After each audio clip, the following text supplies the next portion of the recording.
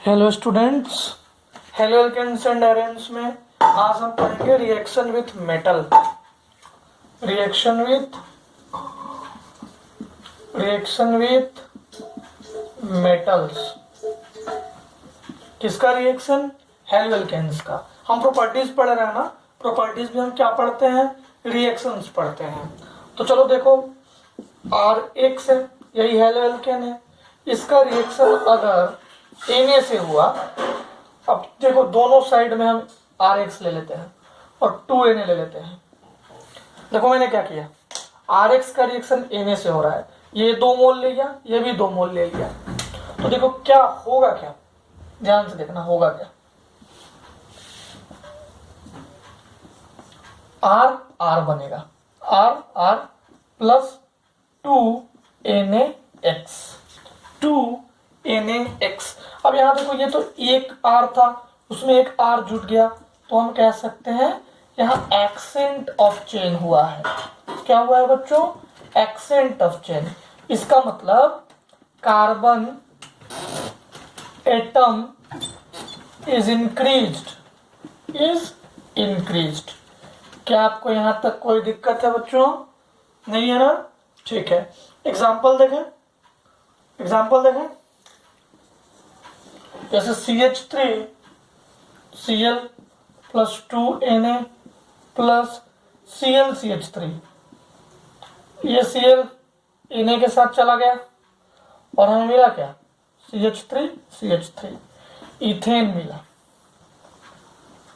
Plus 2NaCl। तो ऐसे ही सारे में करना। एक बात याद रखना, जब Na लेंगे तो इस रिएक्शन को हम वुड्स रिएक्शन कहते हैं। वुड्स रिएक्शन, इसको क्या कहते हैं बच्चों? Wurtz reaction. किसी को कोई दिक्कत, कोई परेशानी? ओके, मिटा दूं मैं।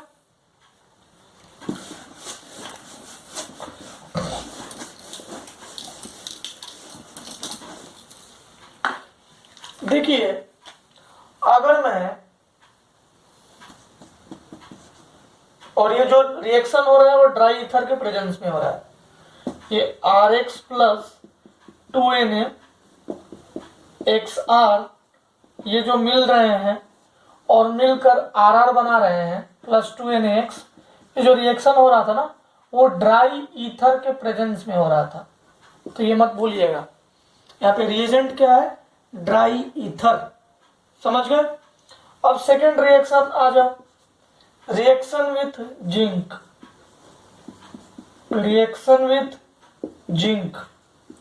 इसको फ्रैंकलैंड रिएक्शन कहते हैं।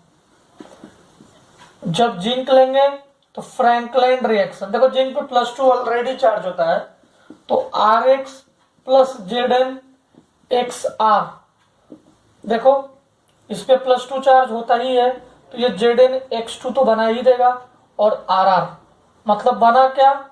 वही बना, अल्केन ही बना, एक्सेंट ऑफ चेन ही हुआ, और ये भी ड्राई ईथर के प्रेजेंस में ही होगा, बस देखने वाली बात ये है इसमें कि ZnX2 जो बन रहा है, Zn पे +2 चार्ज आता है जब वो रिएक्शन में कोई कंपाउंड बनाता है, जैसे ZnCl2, ZnBr2, तो देखो ZnO +2 चार्ज रहता है, इसीलिए Zn एक ही लिया। यहाँ 2 मोल Na क्यों लिया? क्योंकि Na पे +1 चार्ज होता है, तो एक इससे लेगा Cl, एक इससे लेगा Cl, तभी तो प्लस प्लस बनेगा 2NaX। कोई दिक्कत नहीं। तो वुड्स रिएक्शन और फ्रैंकलैंड रिएक्शन में आपको कोई परेशानी है बच्चों? सिंपल सा है ना, बिल्कुल सिंपल सा। बस Zn आ गया तो फ्रैंकलैंड, वुड्स है मतलब Na। ठीक है, अब हम आ जाते हैं ग्रिग्नार्ड रिएजेंट। मिटा दो इसे।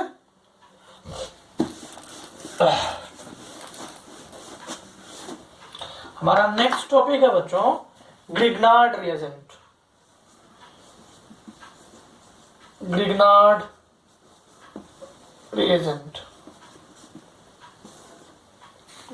Reagent Rx plus Mg dry ether,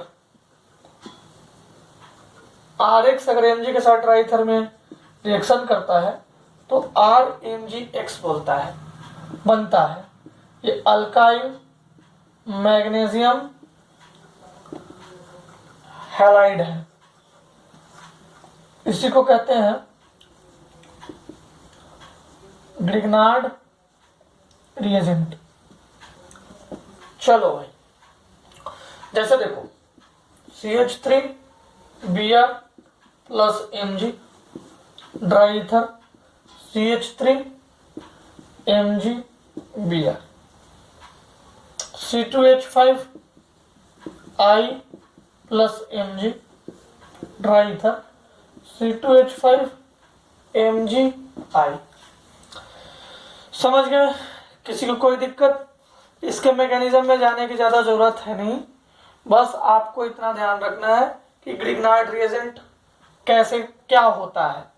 देखो ग्रिग्नार्ड रिएजेंट में RMgX, इसमें कोवेलेंट बॉन्ड भी आता है, कोवेलेंट बॉन्ड, और मोस्ट इंपॉर्टेंट इसमें आयोनिक बॉन्ड भी आता है, आयोनिक बॉन्ड भी आता है। मतलब ऐसा बॉन्ड जिसमें कोवेलेंट बॉन्ड भी है और आयोनिक बॉन्ड भी है, ठीक है, उसको ग्रिग्नार्ड रिएजेंट बोलते हैं। हमेशा ग्रिग्नार्ड रिएजेंट में RMgX होगा। X क्या है? FClBr। कोई दिक्कत? कोई दिक्कत बच्चों? चलो चलो क्वेश्चन बनाते हैं। ग्रिग्नार्ड रिएजेंट बनाने का प्रयास करते हैं। और हाँ, एक बात याद रखना, ये इसमें दोनों चीज बनता है, मतलब डेक्स्ट्रो भी बनेगा, लीवो बनेगा। वो मैं एक एग्जांपल से मैं तुम्हें समझाऊंगा तो तुम्हें बहुत अच्छे से समझ में आ जाएगा। देखो मान लो example 1, HCH3 C2H5Br Mg dry ether, तो क्या बना भाई? CH3 C2H5H। अब ये Br की जगह पे क्या आएगा बताओ? पहले बीच में Mg आ जाएगा, फिर Br। अब एक कंपाउंड और बन सकता है, जरा देखो, CH3 C2H5 तो वैसे ही रहेगा। अब ये जो चीजें थी वो यहां आ गई, MgBrH। देखो ये रिटेंशन जैसा था वैसा ही रिटेंशन, ये सारी बातें हम लोग आइसोमेरिज्म में देख चुके हैं। ये इन्वर्जन पलट गया, और इन दोनों को एक साथ हम क्या बोल सकते हैं? Racemic mixture.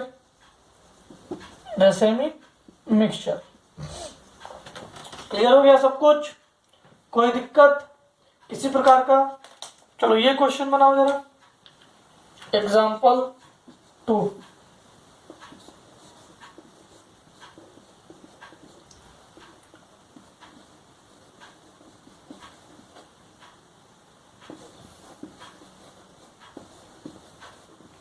कोई मैकेनिज्म याद रखने की जरूरत नहीं है प्यारे बच्चों, इसमें बस इतना जान लो, ये फ्री रेडिकल मैकेनिज्म की तरह होता है, फ्री रेडिकल मैकेनिज्म होता है, बस इतना याद रखना, और कुछ ज्यादा जरूरत है नहीं इसमें। करेंगे क्या? इसका आंसर क्या आएगा? CH2 बीच में Mg आ जाएगा, हो गया, बस इतना ही करना है और कुछ भी नहीं करना इसमें। समझ गए? सारा क्वेश्चन बना सकते हो तुम, किसी को कोई दिक्कत नहीं है? चलो भाई, अब अगर हम लिथियम के साथ रिएक्शन कराएंगे तो हमें क्या मिलेगा? बता दो इसे।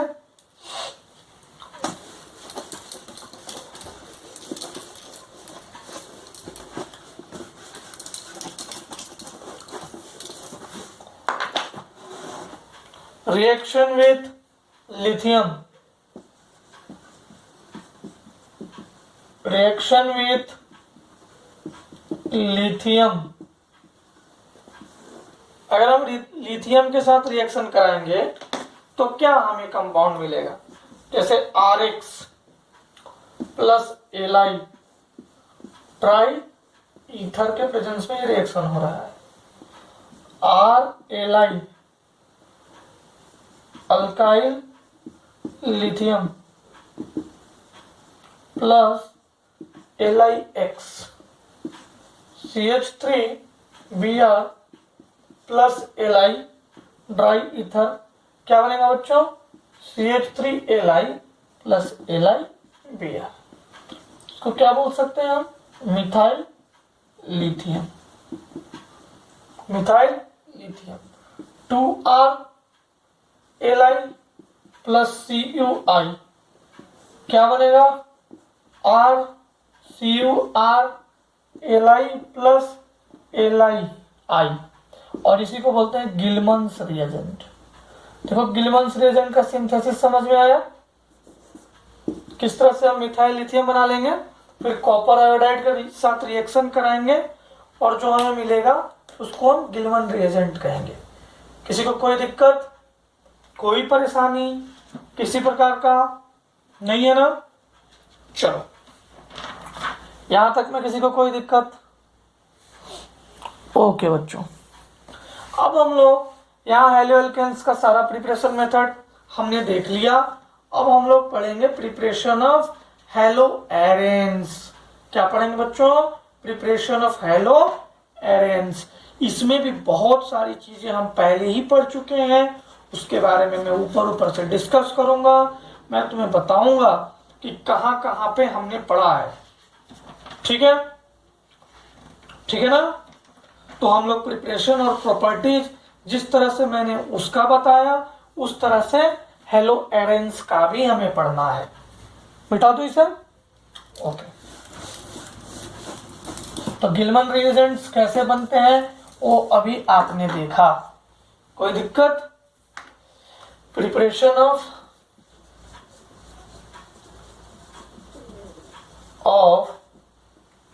हेलो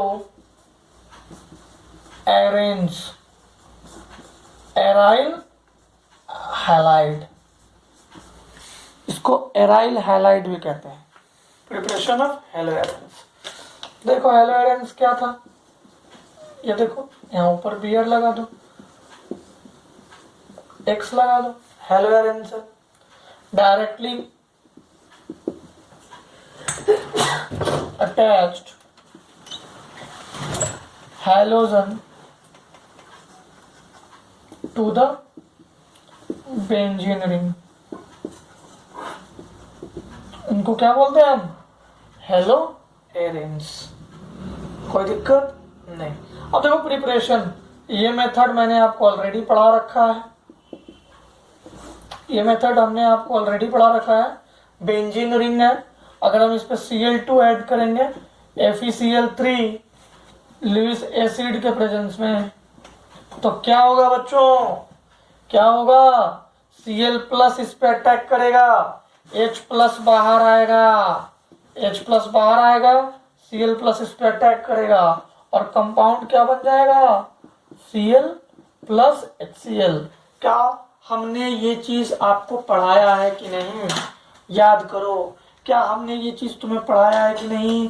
अटैक ऑफ इलेक्ट्रोफाइल, इसमें 3 चीज होता है था। अटैक ऑफ इलेक्ट्रोफाइल, पहली तो जनरेशन ऑफ इलेक्ट्रोफाइल होती थी जो FeCl3 के साथ Cl2 होता था, जो FeCl3 से मिल जाता था, इस पे माइनस प्लस Cl प्लस और यही Cl यहाँ पे अटैक करता था। ये हमने आपको पढ़ा रखा है। फिर अटैक होता था, फिर लास्ट में हाइड्रोजन का रिमूवल होता था, H प्लस का रिमूवल होता था, जिसको हम लोग कहते थे रिमूवल ऑफ ओल्ड इलेक्ट्रोफाइल, अब याद आ गया बच्चों? तो ये बातें हम लोग पढ़ चुके थे। मैंने आपको ये भी बताया था कि FeCl3 की जगह पे आप FeBr3, FeCl2, FeBr2, LCl3, LBr3, ZnCl2, ZnBr2 और BF3 भी यूज कर सकते हैं। तो ये बातें हो चुकी है बच्चों। अगर कभी हम अगर I2 का एडिशन करते रहेंगे तो HI बनेगा, यहाँ पे HI बनेगा। अगर मैं I2 एडिशन करते रहूंगा तो HI बहुत ज्यादा रिड्यूसिंग एजेंट है, तो इसमें ऑक्सीडाइजिंग एजेंट मिलाते थे। ये सारी बातें हो गई थी ना? हो गई थी ये सारी बातें, प्रिपरेशन टेक्निक। फिर एनिलीन से भी प्रिपरेशन होता है और इसके बहुत सारे मैकेनिज्म है, डायजोटाइजेशन रिएक्शन है, शैंडमैन रिएक्शन है, गटरमैन कोच रिएक्शन है, बोल्ट्ज शीमन रिएक्शन है, ये सब हम अगले क्लास में देखेंगे। ओके।